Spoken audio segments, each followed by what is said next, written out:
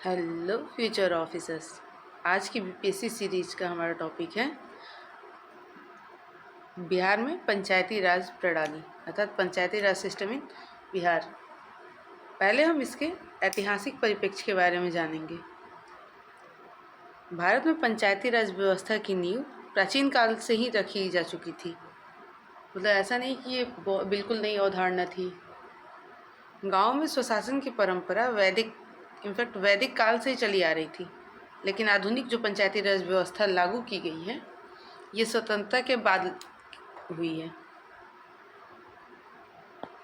अब ये समझेंगे कि इससे संबंधित क्या क्या मतलब घटनाक्रम थे, कि कौन कौन सी समिति थी या संविधान में इससे रिलेटेड क्या प्रावधान किए गए। तो पहली इससे संबंधित समिति थी बलवंत राय मेहता समिति, जो कि 1957 में बनी थी। इस समिति ने त्रिस्तरीय पंचायती राज व्यवस्था की सिफारिश की थी। दूसरी थी अशोक मेहता समिति, जो कि 1978 में बनी थी। इसने द्विस्तरीय पंचायती राज प्रणाली की सिफारिश की थी। फिर एक थी GVK राव समिति, जो कि 1986 में बनी थी। इस समिति ने जिला स्तर पर पंचायती राज संस्थाओं को अधिक सशक्त बनाने की बात कही थी। इससे संबंधित संविधान में प्रावधान किया गया, जो कि 73वां संविधान संशोधन था, जो कि 1992 में किया गया। इस संशोधन के तहत पंचायती राज व्यवस्था को संवैधानिक दर्जा प्रदान कर दिया गया। अब इससे संबंधित जो कि 73वां संविधान संशोधन अधिनियम था, उसमें क्या क्या प्रावधान थे और उसके माध्यम से क्या क्या किया गया वो समझेंगे। इस संशोधन के द्वारा भाग 9 को संविधान में जोड़ा गया। अनुच्छेद 243 से 243 तक पंचायती राज व्यवस्था से संबंधित प्रावधान शामिल है। पंचायती राज संस्थाओं का कार्यकाल 5 वर्ष निर्धारित किया गया तथा महिलाओं, अनुसूचित जाति, अनुसूचित जनजाति और अन्य पिछड़ा वर्ग के लिए आरक्षण का भी प्रावधान किया गया 73वां संविधान संशोधन में। पंचायती राज संस्थाओं को 11वीं अनुसूची के तहत 29 विषयों पर कार्य करने का अधिकार प्रदान किया गया। अब समझेंगे हम अपने मेन टॉपिक पे आएंगे कि बिहार में पंचायती राज व्यवस्था के बारे में। बिहार में पंचायती राज प्रणाली का संचालन बिहार पंचायती राज अधिनियम 2006 के तहत किया गया है। इसमें 1992 के 73वें संविधान संशोधन के सभी प्रावधान को डाला गया है। अब समझेंगे कि इस पंचायती राज संस्था की संरचना किस प्रकार है। भारत और बिहार में पंचायती राज संस्था व्यवस्था त्रिस्तरीय संरचना पर आधारित है।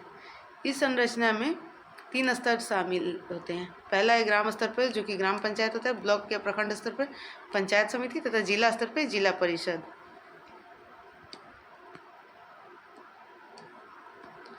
अब हम एक एक करके सबके बारे में जानेंगे। पहले ग्राम स्तर पे ग्राम पंचायत ग्रामीण शासन की सबसे छोटी इकाई होती है। इसमें ग्राम सभा और ग्राम पंचायत 2 प्रमुख घटक होते हैं। अब समझेंगे ग्राम सभा क्या होता है। ग्राम सभा ग्राम की सर्वोच्च इकाई होती है, जिसमें गांव के 18 वर्ष से अधिक आयु के सभी नागरिक शामिल होते हैं। मतलब सभी वयस्क मतदाता शामिल होते हैं। यह पंचायती राज की नीतियों और योजनाओं पर विचार विमर्श करती है।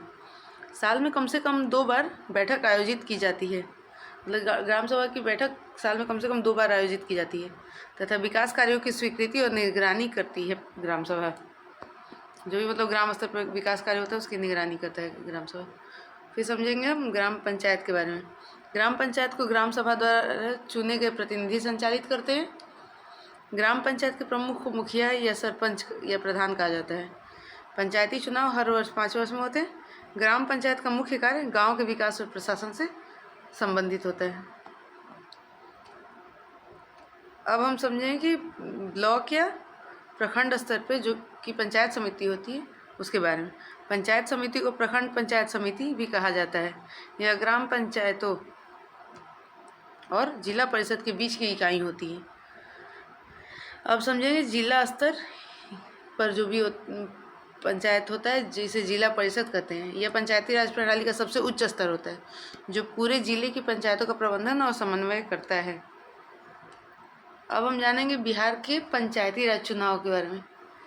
बिहार में पंचायती राज चुनाव हर वर्ष जैसा कि आपको पता है कि 5 साल पे होता है तथा राज्य चुनाव आयोग द्वारा EVM की बजाय बैलेट पेपर से मतदान कराया जाता है। पंचायत चुनाव में महिलाओं को 50% आरक्षण प्रदान किया जाता है। अब हम जानेंगे पंचायती राज संस्थाओं के अधिकार और कार्य, कि पंचायती राज संस्थाएं के क्या अधिकार और क्या कार्य होते हैं, इसे अब हम समझने का प्रयास करेंगे। ग्राम पंचायत के कार्य। पहले हम ग्राम पंचायत के कार्य मतलब एक एक करके सबके बारे में जानेंगे। तो सबसे पहले हम जानेंगे ग्राम पंचायत के कार्य। पहला कार्य उसका होता है गांव में पेयजल, सफाई और स्वास्थ्य सुविधाएं उपलब्ध कराना, प्राथमिक शिक्षा और ग्राम विकास योजनाओं का क्रियान्वयन, सड़क निर्माण और रखरखाव करना, जन्म और मृत्यु का पंजीकरण करवाना या ग्रामीण न्यायालय या न्याय पंचायत का संचालन करना। अब हम समझेंगे पंचायत समिति अर्थात प्रखंड स्तर के कार्य क्या है।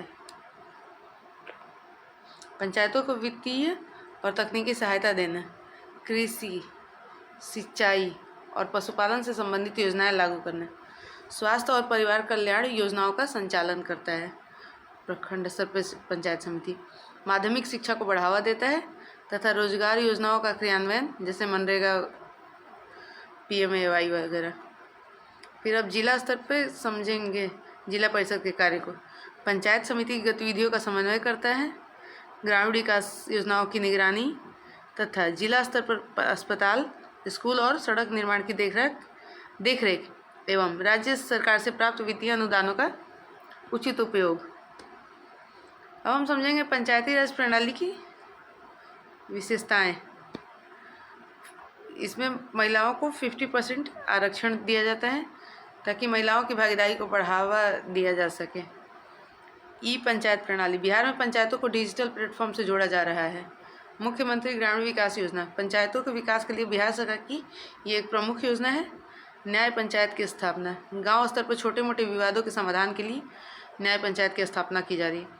ग्राम विकास योजना पंचायत राज मंत्रालय द्वारा संचालित योजना है जिसमें ये पंचायतों को अपने क्षेत्र की विकास योजनाएं बनाने का अधिकार मिलता है। अब हम समझेंगे कि इस पंचायती राज संस्था में इसके वित्तीय संसाधन क्या है, मतलब कहाँ से उसे धन प्राप्त होता है। पंचायतों को मुख्य रूप से 3 प्रकार से वित्तीय संसाधन उपलब्ध हो पाते हैं। पहला तो होता है कि राज्य सरकार से अनुदान मिलता है, दूसरा होता है केंद्र सरकार अनुदान देती है, और तीसरा होता है स्थानीय कर और शुल्क जैसे हाट बाजार शुल्क, होल्डिंग टैक्स, जल कर आदि। अब हम समझेंगे कि इतनी बड़ी प्रणाली के समक्ष क्या क्या चुनौतियाँ आती हैं। भ्रष्टाचार और अनियमितताएं। पंचायतों में धन का सही उपयोग नहीं होने की शिकायतें हमेशा मिलती रहती है तथा पंचायत समिति के या जो भी पंचायत स्तर के अधिकारी होते हैं उनमें प्रशिक्षण की कमी होती है। पंचायत प्रतिनिधियों को प्रशासनिक कार्यों की पूरी जानकारी नहीं होती है तथा संसाधनों की कमी। पंचायतों का कार्यान्वयन के लिए आवश्यक वित्तीय और तकनीकी संसाधन नहीं मिलते हैं। चौथी चुनौती इसके सामने है राजनीतिक हस्तक्षेप। पंचायत के कार्यों में राजनीतिक दबाव अधिक रहता है, मतलब कि जो भी पंचायत स्तर के प्रतिनिधि होते हैं वो विधायक हुए या सांसद लोग हुए, वो लोग से ज़्यादा डिस्टर्ब हो जाते हैं। अब इसमें सुधार के लिए क्या किया जा सकता है। पंचायत प्रतिनिधियों के लिए नियमित प्रशिक्षण कार्यक्रम चलाया जा सकता है। ई-गवर्नेंस के माध्यम से लेन देन में पारदर्शिता लाया जा सकता है। पंचायती राज संस्थाओं की नियमित ऑडिटिंग की जा सकती है।